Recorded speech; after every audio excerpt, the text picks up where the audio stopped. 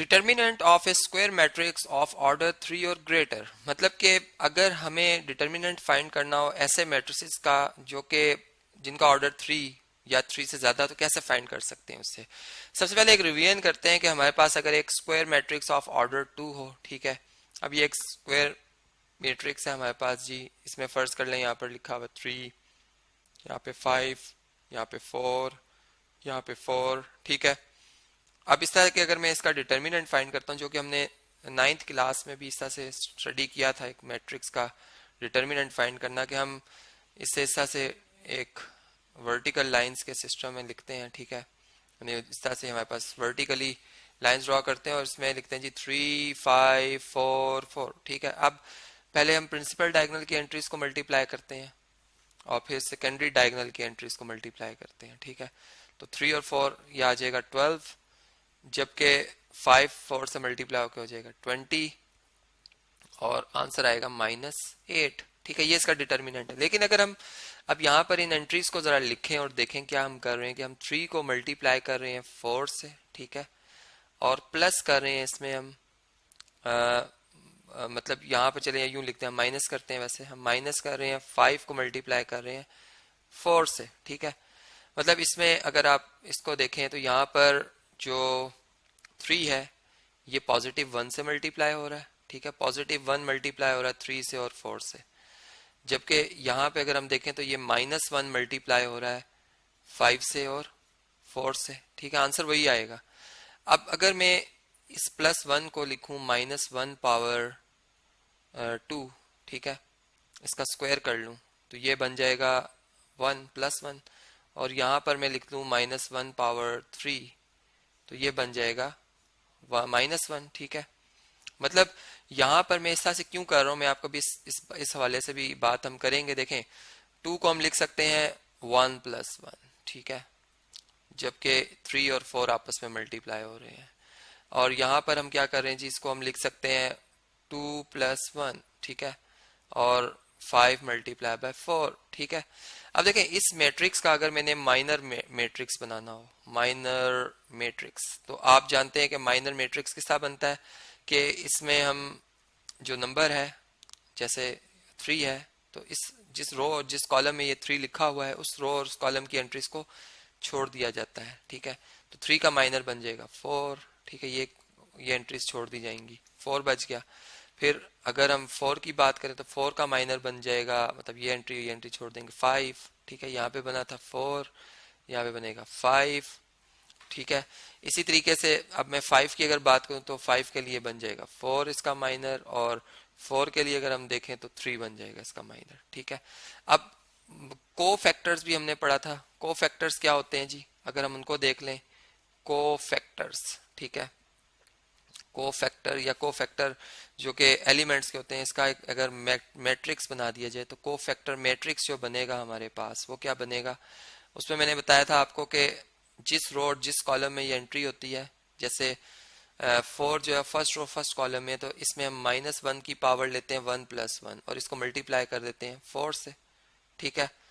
और जबकि ये जो 5 है ये फर्स्ट रो सेकंड कॉलम में, इसलिए -1 पावर लेंगे हम 1 + 2 और इसको मल्टीप्लाई कर देंगे हम 5 से, मतलब को फैक्टर जब हम लिख रहे होते हैं। इसी तरह ये सेकंड रो और फर्स्ट कॉलम है तो इसलिए सेकंड रो और फर्स्ट कॉलम के लिए 2 + 1 आएगा, और इसके साथ जो भी आंसर आएगा -1 ये 4 से मल्टीप्लाई होगा, और यहाँ पर आएगा -1 power second row second column है 2 + 2 आएगा। पहले रो नंबर लिखते हैं फिर कॉलम नंबर लिखते हैं और मल्टीप्लाई बाय 3 आ जाएगा, ठीक है।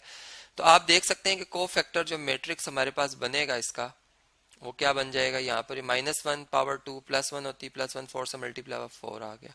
ये -1 बनेगी, -1 5 से मल्टीप्लाई होकर -5, यहाँ पर बन जाएगा -4, ठीक है, क्योंकि ये -1 आएगी। -1 पावर 2 + 1 3 होता है, 3 एक ऑड नंबर है इसलिए -1 मल्टीप्लाई बाय 4 -4, और ये इवन नंबर है, -1 की पावर जब इवन होती है तो +1 आंसर आता है, और ये 3 से मल्टीप्लाई होगा तो ये +3 आ जाएगा इसका आंसर, ठीक है।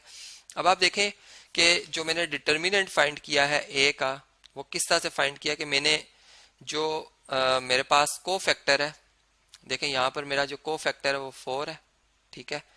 इस को फैक्टर को मैंने मल्टीप्लाई किया है इस एंट्री से 3 से, ठीक है। 4 मल्टीप्लाई हुआ किससे, 3 से, और प्लस अब जो -5 का को फैक्टर है, -5 का को फैक्टर, सॉरी यहाँ जो 4, क्योंकि हम इसका डिटर्मिनेंट 4 का, चूंकि 4 ने अब मल्टीप्लाई होना है अपने को फैक्टर से और इसका को फैक्टर बना है -5, तो इस तरीके से इनको हम सम करते गए तो ए डिटर्मिनेंट आ गया, जो कि आपने देखा कि यहाँ पर अगर हम देखें, इन्हें सेपरेशन लाइन इसीलिए लगाई ताकि हम इसमें फर्क कर सकें, तो ये 12 - 20 बनता है, जो कि -8 ही आता है, जो कि ऊपर भी हमने फाइंड किया।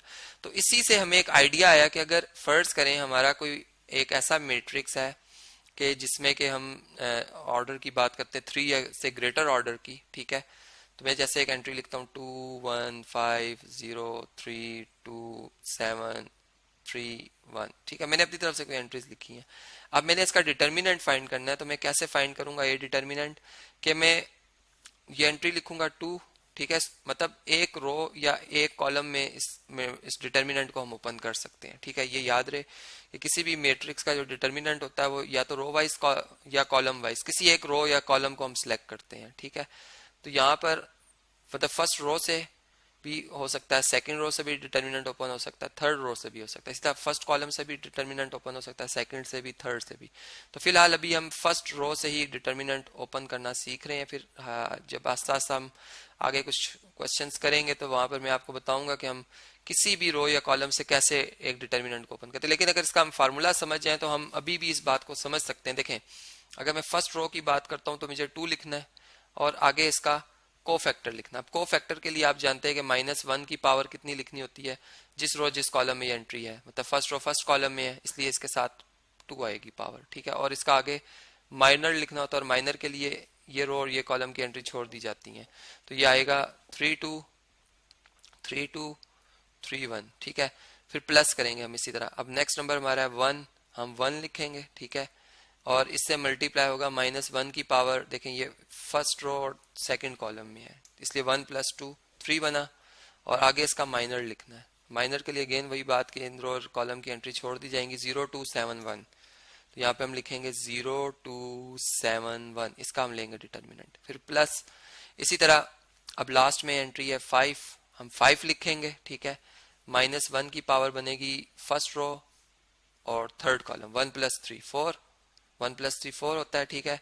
और आगे इसका माइनर लिखेंगे। अब माइनर जो बनता है वो 0 3 और 7 3 बनता है, ठीक है।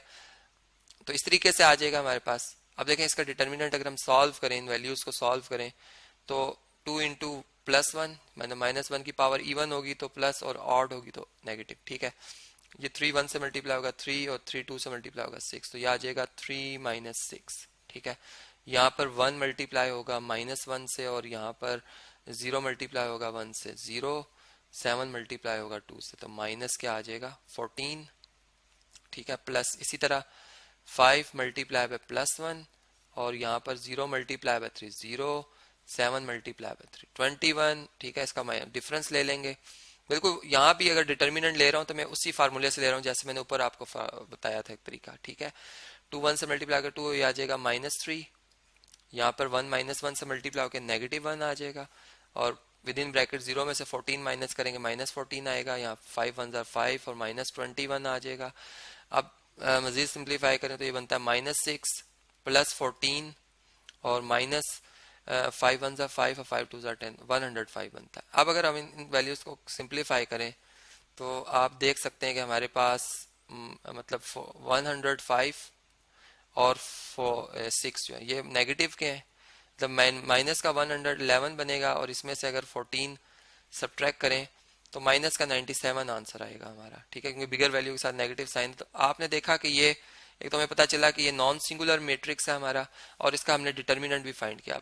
इससे अगर हमने इसके नेक्स्ट लेक्चर में अगर हम इसके प्रॉब्लम्स सॉल्व करते हैं तो मैं उसमें आपको ये समझाऊंगा कि हम इसको इसी मैट्रिक्स को अगर सेकंड रो से ओपन करते तो तब भी यही आंसर आना था, थर्ड रो से ओपन करते हैं मतलब डिटर्मिनेंट जो है मैट्रिक्स का वो वही आना है। हाँ, उसमें मेथड मुख्तलिफ हो सकते हैं कि मैं अगर सेकंड कॉलम से ओपन कर रहा हूँ तो मैं फिर इसके 1 के मतलब को फैक्टर से मल्टीप्लाई करूंगा, प्लस फिर 3 के को फैक्टर से 3 को, प्लस फिर इस 3 के को फैक्टर को इस 3 से, और फिर इन सारों को सम करूंगा तो यही -97 ही मेरा जवाब आएगा।